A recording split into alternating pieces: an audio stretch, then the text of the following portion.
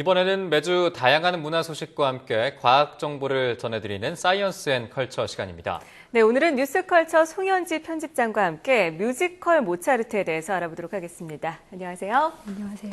네, 세종문화회관 대극장에서 성황리에 기재가 되고 있는 뮤지컬 모차르트. 이 작품 어떤 작품입니까? 네, 먼저 뮤지컬 모차르트는요, 천재 작곡가 그 모차르트의 일대기를 조명하는 작품입니다. 네. 1999년 오스트리아 비엔나에서 초연한 뮤지컬로요. 지난 2010년 한국 초연 당시 그 JYJ의 김준수가 캐스팅돼서 전에 매진이 될 정도로 화제가 됐던 작품입니다. 네. 올해는 연출가부터 그 무대 디자이너 등 그 제작진을 새롭게 꾸며서요, 좀 더 새롭은 그 무대를 만들고 있습니다. 네. 기존에 좀 아쉬웠던 드라마를 좀 보강을 했고요. 또, 그 모차르트의 의상부터 그 무대까지 새롭게 바꿔서 마치 새로운 공연을 보는 듯한 신선함을 더하고 있습니다.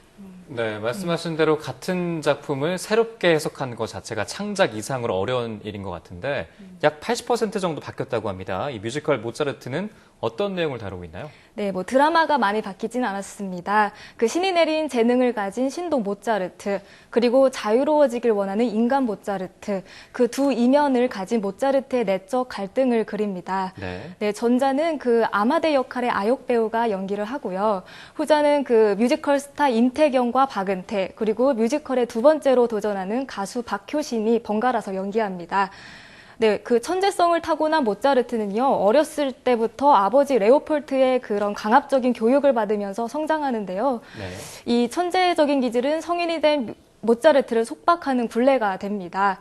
후에 그 모차르트는 아버지의 품에서 좀 벗어나서 자신이 원하는 음악을 좀 자유롭게 추구하려고 합니다. 네. 하지만 그를 이렇게 쉽게 놔주지 않으려는 그 아마데와 또 그를 둘러싼 그를 조종하고 이용하려는 그 주변 사람들로 인해서 모차르트는 자신의 운명에 대해서 좀 깊은 고뇌에 빠지게 됩니다.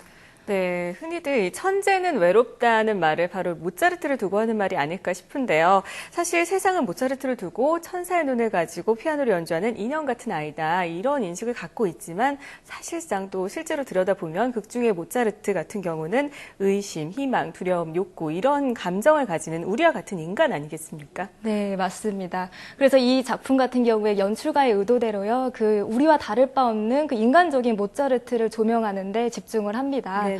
하지만 극 중에서 그 모차르트를 제외한 그 사람들은요, 모차르트를 천재로만 이제 여기고서는 그에게 집착을 하는 모습을 보이는데요. 그 모차르트의 고용주인 콜로레도 대주교는요, 그 모차르트의 천재성을 시기 질투하고 또 소유하려고 합니다. 또 그 모차르트의 아버지 레오폴트는요, 그 자신이 모차르트라는 천재를 키웠다고 자부하면서 그 세상에 홀로 서려는 모차르트를 이렇게 강압적으로 통제를 하려고 합니다. 이처럼 모차르트는 천재성이라는 운명과 또 자유로운 인간이고 싶은 열망의 대립 가운데서 고통을 받게 되는 거죠. 네, 여기서 이제 잠깐 과학 이야기와 좀 결부를 시켜보자면요. 아버지와 또 대주교의 입장은 우리가 흔히 생각하는 천재를 대하는 입장과 비슷합니다. 뭐 천재는 타고난다, 길러진다 이렇게 볼 수 있겠는데 어떻게 생각을 해볼 수 있을까요? 네, 그 극 중에서 보면요, 그 콜로레도 대주교가요, 그 천재들의 뇌를 수집하는 그런 장면도 나옵니다. 네. 그래서 아마 옛날부터도 그 천재들의 비밀을 좀 알기 위해서는 그 뇌를 연구하려는 그런 시도가 있었던 것 같습니다. 하지만 현재까지도요, 그 천재의 탄생에 대해서는 의견이 좀 분분합니다. 뭐 고대 로마에서는 신이 그 천재적인 그런 재능을 내린 사람한테만 이제 천재라고 여기기도 하지만 또 이제 시간이 흐르면서요, 이제 교육의 중요성이 대두되고 그래서 학습에 의해서 이제 천재가 길러질 수 있다. 뭐 이런 의견도 나오고 있습니다. 네네. 또 최근 연구를 좀 살펴보면요, 그 뇌 과학자들은 그 악기를 연주하면 그 뇌의 반응이 달라진다는 걸 바탕으로 해서요, 교육의 중요성을 다시 한번 얘기하고요.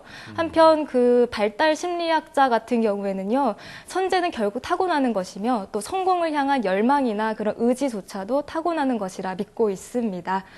또 그 부모와 천재의 관계를 연구한 학자들은요, 천재는 결국 아이를 천재로 키우려는 부모의 욕망과 또 이 학습에 의해서 만들어진 결과라고 또 주장하고 있습니다. 네네. 네, 이처럼 천재의 비밀은 그 현재의 그 과학으로는 명쾌하게 대답하기가 어렵고요. 다만 다양한 경우의 수가 좀 존재한다고 이렇게 생각하시면 될 것 같습니다. 네. 그럼 여기서 궁금해지는 게 천재들의 뇌, 과연 어떻게 생겼을까요? 네, 그 천재들의 뇌 중에서 이제 유일하게 연구가 된 게 아인슈타인의 뇌가 있겠습니다. 근데 지난해 발표된 연구에 따르면요, 아인슈타인의 그 뇌는 좌뇌와 우뇌가 잘 연결이 된다는 특징이 있다고 그 밝혔습니다.